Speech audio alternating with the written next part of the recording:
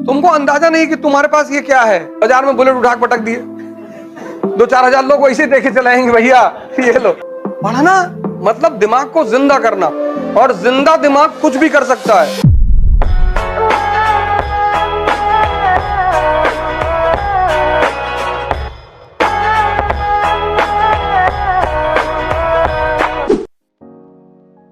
यही तो मैं बार बार कहता हूं कि तुमको पहले यह पता करना है कि यार क्यों पढ़ना है, क्या फायदा होगा पढ़ के।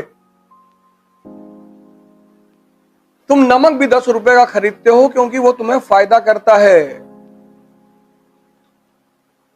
तुम्हारे दिमागों में एक गलत बात बैठा दी गई है कि पढ़ना है नौकरी पाने के लिए, बस इसीलिए तुम परेशान हो।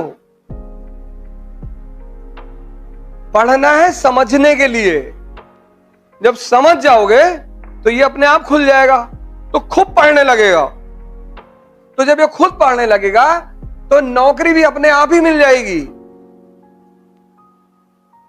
किसी काम को तुम ज्यादा कब करते हो? जब तुमको उसमें मजा आने लगता है।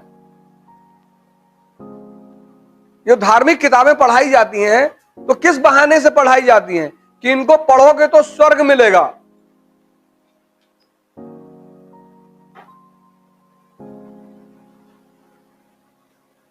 जैसे हमारे बच्चों में ज्यादा पढ़ने का इंटरेस्ट नहीं होता है, बच्चों में बहुत होता है पढ़ने का इंटरेस्ट, लेकिन जब वो देखते हैं कि सब कुछ रटना है, बच्चे रटने का बड़ा विरोध करते हैं। तो मां बाप बचपन से अपनी हैसियत के अनुसार बच्चों को बचपन से एक सपना दिखाते रहते हैं कि 10th में 95% ले आओगे तो स्प्लेंडर दिला देंगे, 12th में अगर 98% आ गया तो स्विफ्ट।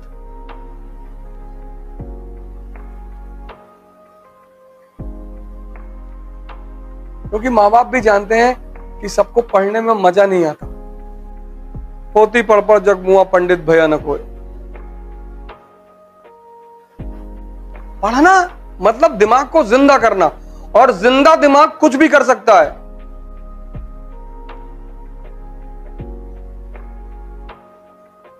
पढ़ना मतलब दिमाग को जिंदा करना, और जिंदा दिमाग कुछ भी कर सकता है। वो एक अच्छा बिजनेसमैन बन सकता है, उसकी नौकरी लगेगी। तुमको अंदाजा नहीं कि तुम्हारे पास ये क्या है। तुमको ध्यान करने से मना किया जाता है, कभी कभी तो घर वाले भी करते हैं। तुम अगर बैठे लगो 1 घंटा तो मां बाप टेंशन में आ जाए, और गलती से तुम किसी दिन गेरुआ शॉल ले आए। बुद्ध ने गलती कर दी थी, बाद में माफी मांगा उन्होंने। ध्यान का मतलब एक सशक्त मन का निर्माण, और उस सशक्त मन पर ही एक सशक्त व्यक्तित्व का निर्माण होगा। पर्सनालिटी कहीं से खरीदी जाती तो राहुल गांधी को भी ना देते खरीद के। उनके पास कौन सी पैसे की कमी है? जर्मनी से ट्रेनिंग करके आए पॉलिटिकल लीडर से। आज तक दुनिया में कोई कोचिंग नहीं खुली जो नेता बनाए। आईएएस बनाने की कोचिंग है, जज बनाने की कोचिंग है, दुनिया में कोई कोचिंग नहीं जो नेता बनाए। मैं खोलने जा रहा हूं अगले साल।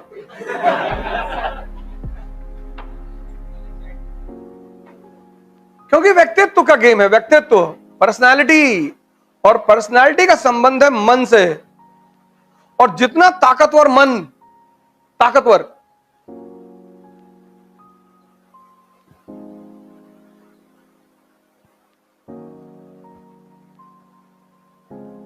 जो भी चीज तुमसे बड़ी है वो तुमको गुलाम बना लेगी, कोई भी। और किसी चीज को छोड़ना नहीं है, और हर चीज को सामने रखना है। मेरे एक मित्र हैं वाजपेयी जी, हैदराबाद में, ना शराब पीते हैं, ना मीट खाते, कुछ भी नहीं, लेकिन घर में एक बार बना रखा है। मैंने कहा वाजपेयी जी आप? बोले ओझा जी लोग कहते हैं कि शराब के साथ रहो तो इसकी लत पड़ जाती है, मुझे तो नहीं पड़ी। ताकत वाली बात है। कहते मैं इसमें बैठता रहता हूं, देखता रहता हूं। किसी से दूर भागना, यही तो हिंदुस्तान में लोगों ने गलत रास्ता अपना लिया, जंगल भाग गए। अब जंगल में स्त्री दिखाई नहीं पड़ेगी तो तुम्हें 2 साल बाद फील होने लगा कि मैं जीत गया, अब मुझे स्त्री प्रभावित नहीं करती, फिर सड़क पे आओगे।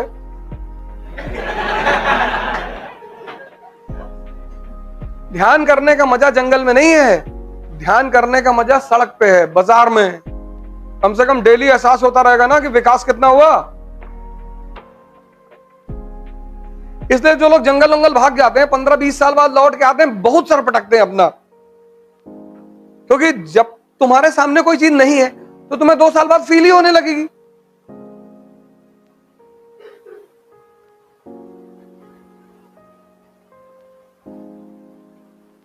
जितना सामान्य बनकर जी सकते हो उतने सामान्य बनकर रहो।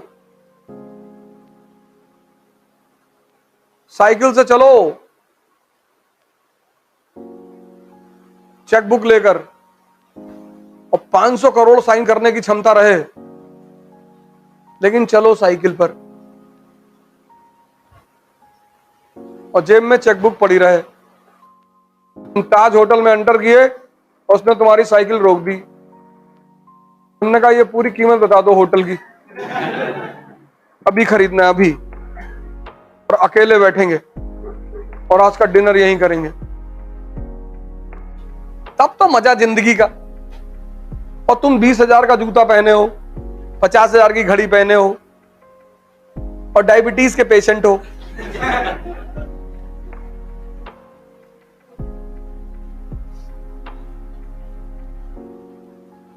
आज यही तो हो रहा है।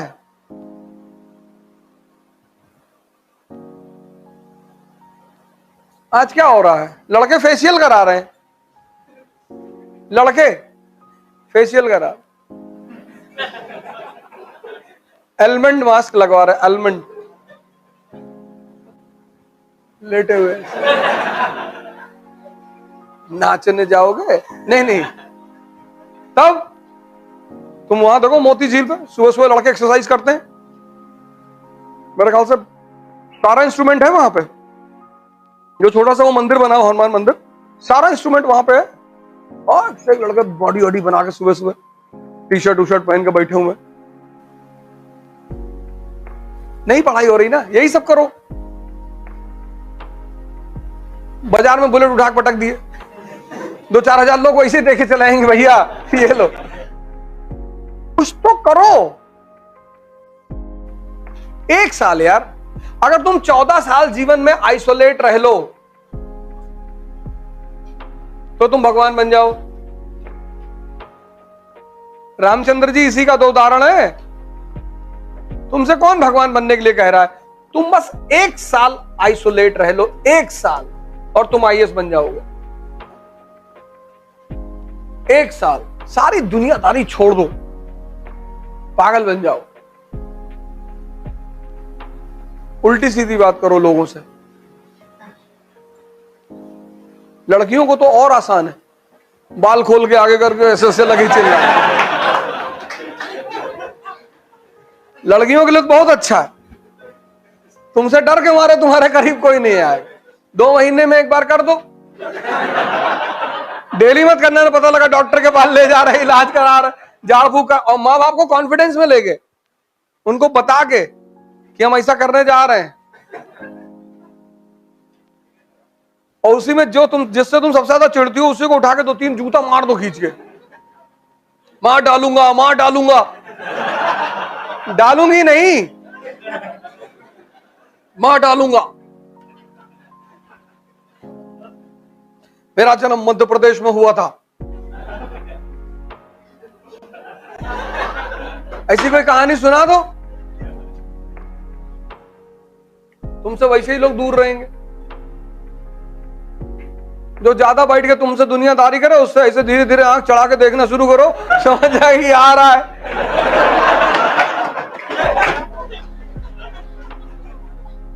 तो समझ जाएंगे आ रहा है। अच्छा दीदी चले, हाँ जाओ जाओ। और लड़कों के पास सबसे अच्छा हथियार क्या है? पैसा मांग लो। जो तुमसे ज्यादा मिले 10,000 मांग लो कि 10,000 दे दो यार, कोचिंग का फीस जमा करना है, 2 साल बाद दे देंगे। ना मिलने आए फोन करो।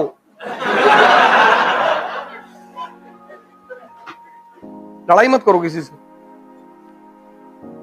इस दिमाग का अगर तुम इस्तेमाल अपने विकास के लिए नहीं कर सकते तो तुम में और उस जानवर में फर्क ही क्या है?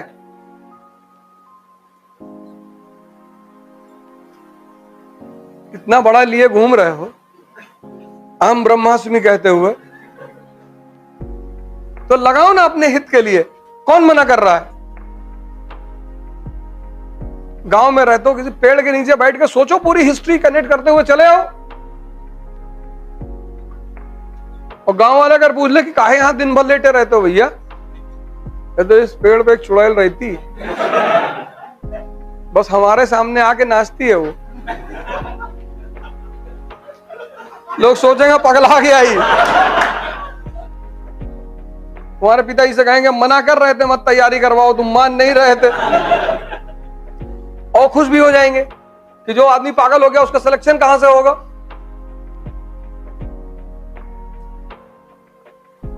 सबसे बड़ा मजा दुनिया में पता है क्या? बेवकूफ बनकर रहने का। उससे बड़ा कोई मजा ही नहीं कि अच्छा भैया ट्रेन कैसे चलती है भैया, और तुम तब जान के जब लोगों से पूछते हो और वो तुम्हें समझाते हैं तो इतना मजा आता है।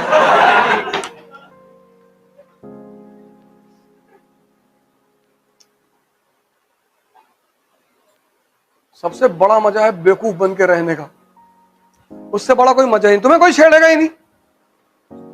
तुम्हें कोई छेड़े, जब तुम नेता बनते हो तब छेड़े जाते हो। जैसे हम क्यों छेड़े गए? हम नेता बन रहे थे कि हम युवाओं को जगाएंगे, हम इनको सोचना सिखाएंगे। बोले सिखा, लेकिन तब पर फिर मेरा ही फायदा हुआ, उसमें भी मेरा ही फायदा है। अभी तक जो लोग नहीं जान रहे थे वो भी जानने लगे, और कम से कम एक वीडियो देखेंगे तो बाकी भी तो देखने जाएंगे।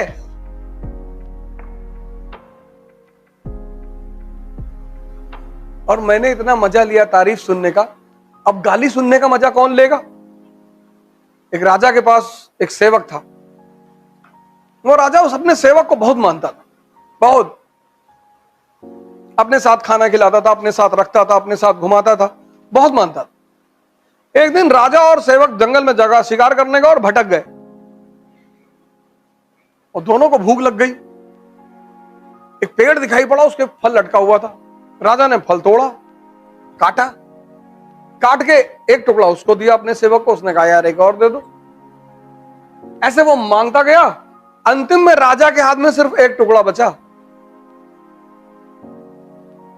राजा ने कहा भाई इतना मीठा है, हमको भी खाने दो भैया, हम भी भूखे हैं। तुम कैसे लालची आदमी हो यार, पूरा फल खाए जा रहे हो, एक टुकड़ा बचा वो भी खा लोगे। उसने छीनने की कोशिश की, राजा ने नहीं छीनने दिया। राजा ने वो टुकड़ा मुंह में डाल लिया, और जब मुंह में डाला तो उल्टी कर दी राजा ने। इतना कड़वा फल, जहर जैसा। तो राजा ने उस सेवक की तरफ पलट कर देखा, कहा तू पूरा खा गया? तो उस सेवक ने कहा किस हाथ से इतने मीठे फल खाए हैं, अगर एक कड़वा भी खा लिया तो उसकी क्या शिकायत करना। तो जिन लोगों ने इतनी तारीफ की है, अगर वो 10 गाली भी दे रहे हैं तो उनसे क्या कहना।